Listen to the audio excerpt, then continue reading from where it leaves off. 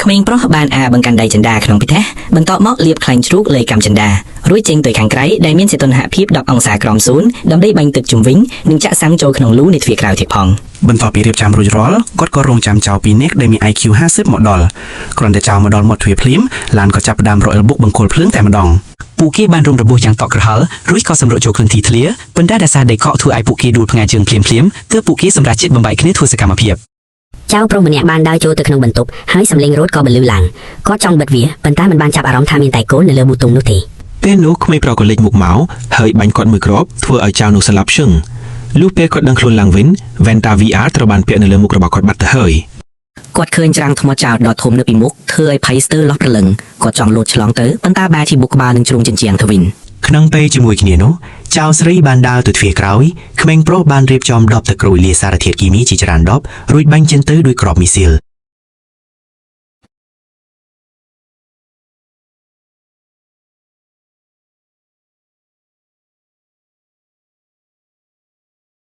ស្ត្រីនោះភ័យពេកក៏ពួនលើទ្វារក្រោយដោយស្មានថាមានសុវត្ថិភាព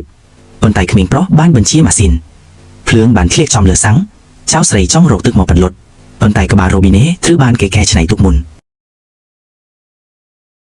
នាងត្រូវទឹកជោកតាំងពីក្បាលដល់ចុងជើងទូភ្លើងនៅជើងរលត់មែនប៉ុន្តែខ្លួននាងត្រជាក់ដូចទឹកកកនាងចង់ចូលក្នុងផ្ទះដើម្បីកម្ដៅខ្លួនតែពេលរុនទ្វារខ្លាំងទើបដឹងថាអ្នកដែលរាំងភ្លៅគឺប៉ះពោះខ្លួនឯងសោះក្មេងប្រុសបានឌឺដងម្ដងទៀតអ្នកទាំងពីរស្ទុះទៅរកតែមិនទាន់ដល់ផងក៏ត្រូវថងម្សៅបោកចំ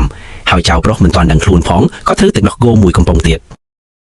អ្នកទាំងពីរដេញតាមបន្តតែរអើដួលលើចិន្តាដែលលាបខ្លាញ់ពេលចៅប្រុសជិតឡើងដល់ជាន់ទី2ក្មេងប្រុសក៏បោះថងម្សៅមួយថងទៀតមកចំចៅស្រីដេញតាមពីក្រោយយ៉ាងប្រកិតគ្រាន់តែរុញទ្វារបន្ទប់គេងភ្លាមស្ទើរតែដាច់ខ្យល់ស្លាប់បន្ទាប់មកក្មេងប្រុសក៏បានបោះបាល់យូហ្គាចេញមកទៀតប៉ុន្តែពេលស្រីនោះចាប់បាល់បានក្មេងប្រុសក៏ដាក់ដុំដៃពីលើធ្វើឲ្យនាងខ្ទាតចេញទៅចម្ងាយ200ម៉ែត្រហើយអ្នកទាំងពីររងាវធ្លាក់មួយជាន់ទី1ជាមួយគ្នាចុងក្រោយចៅប្រុសដេញក្មេងប្រុសដល់ផ្លូវទាល់ហើយថែមទាំងទប់ការវាយប្រហារបានយ៉ាងងាយតែយ៉ាងណាក្មេងប្រុសមានគម្រោងរួចជាស្រេចគាត់បានលោតចុះទៅលើពូកលោតនៅខាងក្រោម